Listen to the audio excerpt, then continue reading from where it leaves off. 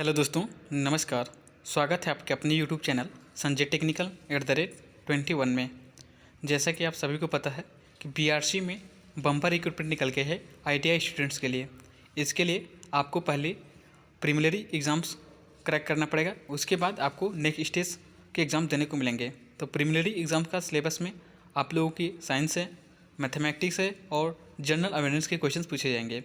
Science के लिए हमने क्लासेस शुरू कर दी है, जिसमें हमने आप लोगों को दो वीडियो प्रोवाइड किया है और प्रत्येक वीडियो में हमने 20 क्वेश्चंस का डिस्कशन किया है।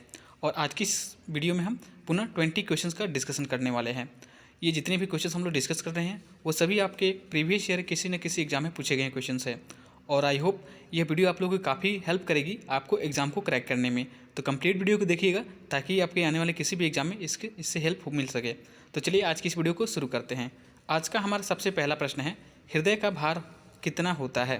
तो याद रखेंगे कि हृदय जो होता है हमारा हार्ट का भार जो होता है वो लगभग 300 ग्राम का होता है। तो इसे 300 ग्राम आपका राइट आंसर हो जाएगा। ठीक है, हम लोग क्या करते हैं कि कम से कम समय में जो है मैक्सिमम क्वेश्चंस का रिवीजन करते हैं, जिससे आपको कम समय में मैक्सिमम क्वेश्चंस आपका रिवाइज हो सके। इस प्रकार यह वीडियो आप लोगों को काफ़ी हेल्प करेगी आपको एग्ज़ाम क्रैक करने में। तो हमारा नेक्स्ट क्वेश्चन है, शरीर में पानी की मात्रा कितना प्रतिशत तक होता है? तो याद रखिएगा हमारे बॉडी में जो पानी का परसेंटेज होता है वो लगभग 70% पानी होता है। ठीक है, तो ये आपको याद रखना है। नेक्स्ट क्वेश्चन है, कार्बन डेटिंग विधि किसकी वायु निर्धारित करने के लिए अपनाई जाती है? तो याद रखेंगे कार्बन डेटिंग विधि का प्रयोग हम जीवाश्मों की वायु का निर्धारण करने के लिए करते हैं। तो ये भी आपका जीवाश्मों की आयु आपका राइट आंसर हो जाएगा। ठीक है, नेक्स्ट क्वेश्चन है, अत्यधिक शराब का सेवन करने से शरीर का कौन सा अंग विशेष रूप से प्रभावित होता है? तो अगर आप अधिक मात्रा में अल्कोहल का सेवन करते हैं तो इससे आपका लीवर क्या हो सकता है, खराब हो सकता है। लीवर को यह क्या करता है, प्रभावित करता है। तो इसमें आपका लीवर आपका राइट आंसर हो जाएगा। ठीक है, चलिए नेक्स्ट क्वेश्चन की तरफ बढ़ते हैं। अगला क्वेश्चन है, कशेरुकाओं की संख्या कितनी होती है? यानी कि तो जो वर्टिब्रेट्स होते हैं इनकी संख्या कितनी हो, तो ये आप याद रखना है 33, इसमें राइट आंसर रहेगा। हमारी जो वर्टिब्रेट्स होती है वो 33 होती हैं। ठीक है, चलिए नेक्स्ट क्वेश्चन की तरफ बढ़ते हैं। अगला क्वेश्चन है, लाल रक्त कणिकाओं की आयु कितनी होती है? यानी कि आरबीसी की लाइफ स्पेन कितना होता है? तो ये 120 दिन डे होता है, 120 दिन होता है। ये आपको याद रखना है। ठीक है, चलिए नेक्स्ट क्वेश्चन की तरफ बढ़ते हैं। ऐसे ही अगर आपसे WBC की पूछे कि WBC का कितना देते हैं, WBC वाइट ब्लड सेल्स का होता है तो 1 से 3 दिन या 4 दिन तक का होता है। ये आपको याद रखना है। ठीक है, चलिए नेक्स्ट क्वेश्चन है, श्वसन गति की दर होती है तो 16 बार प्रति मिनट होती है। तो 1 मिनट में जो हम रिस्पिरेशन जो करते हैं, यानी कि जो सांस लेते हैं और छोड़ते हैं, वो 1 मिनट में 16 बार हम ये कार्य करते हैं। यानी कि सांस लेना और छोड़ना हमारा 1 मिनट में 16 बार होता है। ठीक है, और हृदय की धड़कन की बात करें तो 72 बार प्रति मिनट होती है। ये आपको याद रखना है। ठीक है, धड़कन जो हमारी होती है। नेक्स्ट क्वेश्चन है, मानव में गुणसूत्रों की संख्या कितनी होती है? यानी कि मानव में क्रोमोसोम की कितनी संख्या होती है? तो संख्या बोले तो 46, लेकिन यह पेयर में पाए जाते हैं तो 23 इसमें आपका राइट आंसर होगा, 23 पेयर। ठीक है, ये आपको याद रखना है।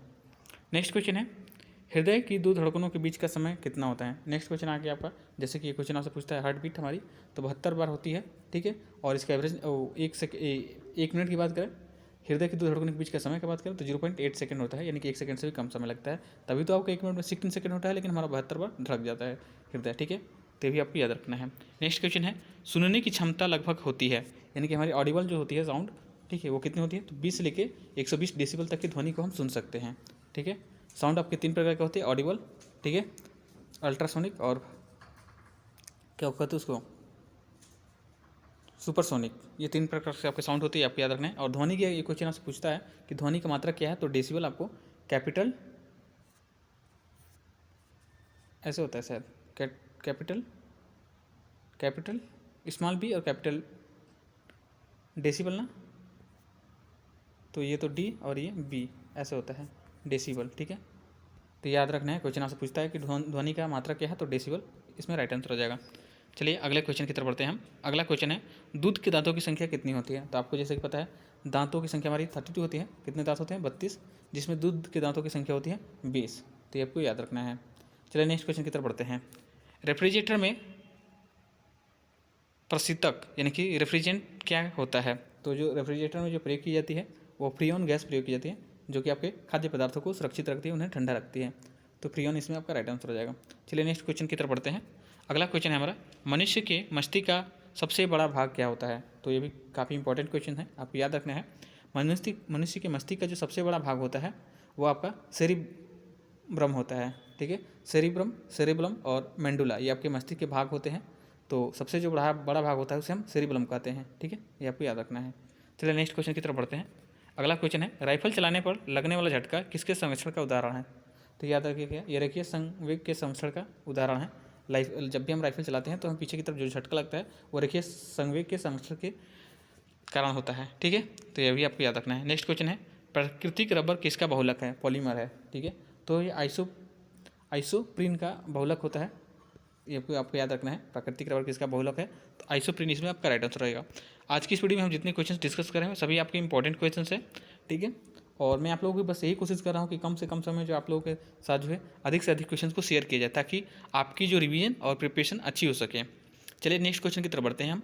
द्रव्य की चौथी अवस्था क्या होती है? तो जैसे कि आपको पता होगा, आपने लोअर क्लास में पढ़ा होगा कि there are 3 state of matter, यानी पदार्थ की 3 अवस्थाएं होती हैं, सॉलिड, लिक्विड और गैस। लेकिन जब आप अपर क्लासेस की पढ़ाई करते हैं तो इसमें पदार्थ की 5 अवस्थाएं तक बताई जाती हैं, ठीक है। सॉलिड, लिक्विड, गैस ये 3 हो गई, और चौथी इसकी प्लाज्मा होती है, और 5वीं जो अवस्था होती है बोस-आइंस्टाइन होती है, ठीक है। तो ये भी आपको याद रखना है।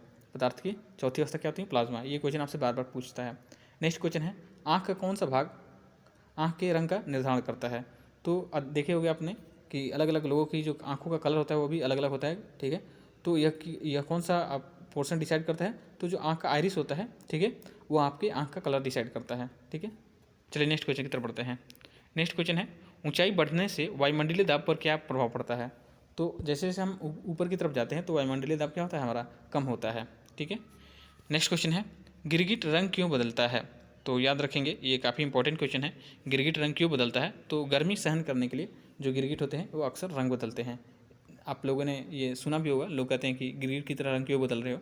तो ये काफ़ी इंपॉर्टेंट क्वेश्चन है, आपको याद रखना है कि गिरगिट रंग क्यों बदलते हैं। तो गर्मी को सहन करने के लिए, जैसे कि इसमें अभी सीजन चेंज हो रहा है, ठीक है, गर्मी का सीजन आ गया, तो गर्मी को सहन करने के लिए क्या करते हैं?